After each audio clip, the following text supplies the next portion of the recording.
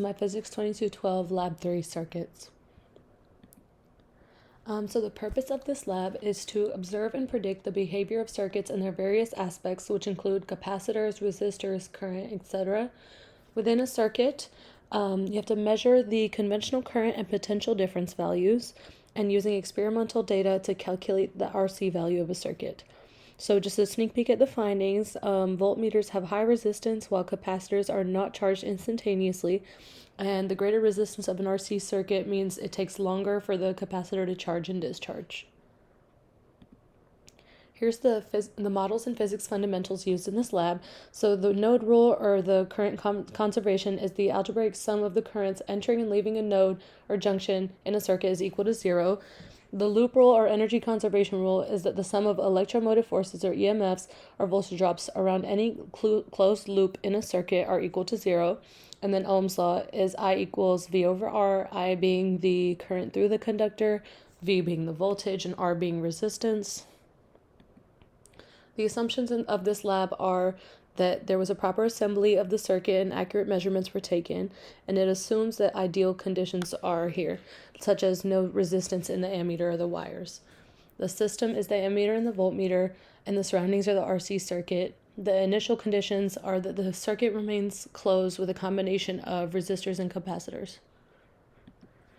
So for the experimental procedure, using the circuit simulation on PhET Labs, we constructed a circuit with a 100 ohms resistor, 47 ohms resistor, 2 batteries with 1.5 volts each, and 2 ammeters.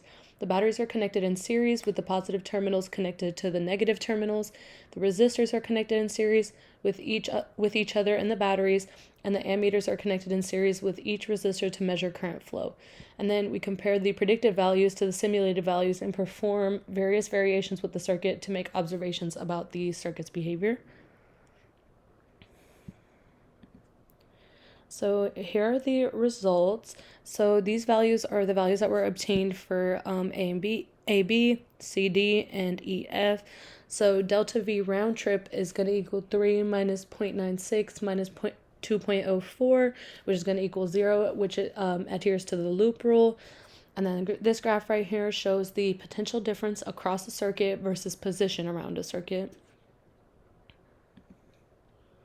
Okay, part 2 of the experiment and its results. So this time in part 2, the RC circuit had a 10 ohms bulb, a 20 ohms bulb, a 9 volt battery, and a 200 mF capacitor.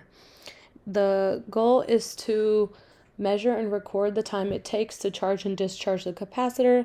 The 10 ohms bulb took 7.9 seconds to charge and 9.9 seconds to discharge.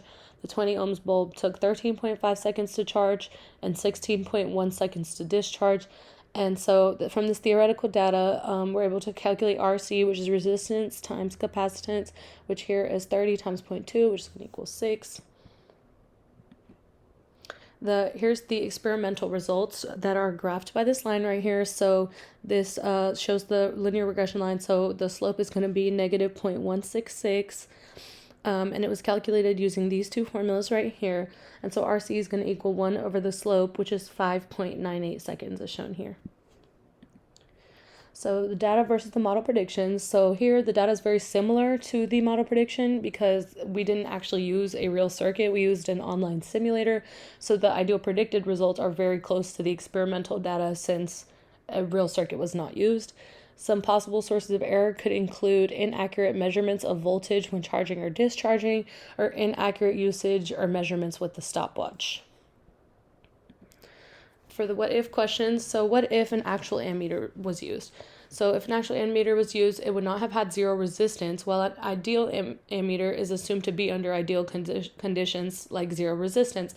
So a real one would have a slightly lower current due to this resistance. And then what if you used an actual battery? So no resistor would mean that the current flows to the capacitor immediately, so there would not be a lag in the time, but the slight current in the wires would still create some time lag, so the measurements in that case would be different as well. Thank you for watching.